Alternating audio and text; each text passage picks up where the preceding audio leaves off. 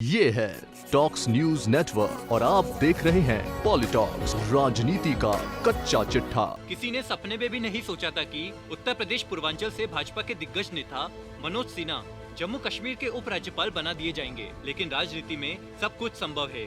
मनोज सिन्हा को उपराज्यपाल बनाए जाने की खबर को दो नजरिए से देखा जा रहा है। मनोज सिन्हा उत्तर प्रदेश विधानसभा चुनाव में मुख्यमंत्री पद की दौड़ में पहले नंबर के नेता थे।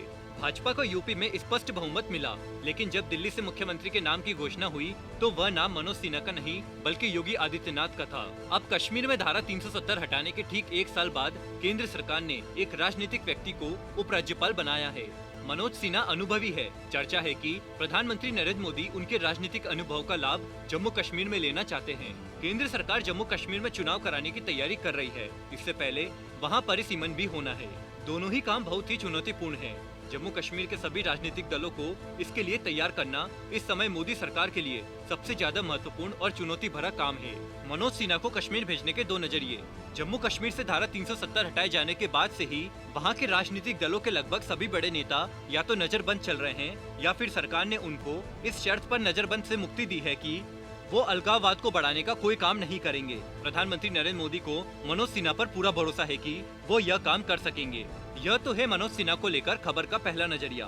दूसरे नजरिए से माना जा रहा है कि मनोज सिन्हा को उपराज्यपाल बनाने के साथ ही उनके सियासी सफर का अंत हो गया है।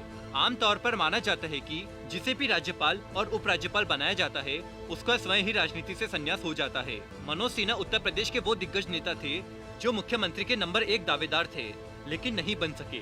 मनोज सिन्हा देखते ही रह गए और योगी जी मुख्यमंत्री की कुर्सी पर विराज हो गए।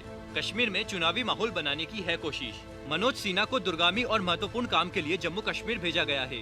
यह काम कोई आईएएस अधिकारी के लिए संभव नहीं था। कश्मीर में चुनाव के लिए माहौल बनाने का काम कोई राजनीतिक व्यक्ति ही कर सकता है, वो भी ऐसे हालत में जब कश्मीर से आतंकवाद पूरी तरह समाप्त नहीं हुआ है। पाकिस्तान मुस्लिम देशों के साथ मिलकर दुनिया के मंचों पर कश्मीर की आजादी का मामला उठाने का प्रयास कर रहा है। ऐसे में जम्मू कश्मीर में सियासी माहौल तैयार करके वहां चुनाव कराना और लोकतंत्र से कश्मीर के लोगों को जोड़ना, उनमें भारत सरकार के प्रति भरोसा पैदा करना बहुत आसान काम नहीं है। अब देखना यह है कि मनोज सिन्हा को उपराज्यपाल के रूप में मिली इस चुनौती पर वो कैसे विजय पाते हैं। पॉलिटॉक्स ब्यूरो, दिल्ली।